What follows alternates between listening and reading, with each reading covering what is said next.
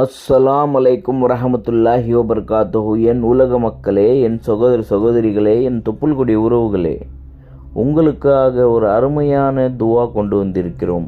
இந்த துவா எப்படி ஓத வேண்டும் என்றால், உங்கள் முழு நம்பிக்கையுடன் இறைவன் மேலே வைத்து ஓத வேண்டும். சகோதர சகோதரிகளே, இந்த துவா உங்கள் வீட்டில் அனைத்து நல்ல விஷயங்கள் நடைபெற இந்த திக்ர் ஆகும்.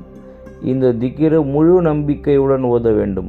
அனைத்து நல்ல விஷயங்கள் உங்கள் வீட்டுக்குள் நடைபெறும். அந்த நம்பிக்கையுடன் அல்லாஹ்வை நம்பி இந்த துவா ஓத வேண்டும். பிஸ்மில்லாஹிர் ரஹ்மானிர் ரஹீம்.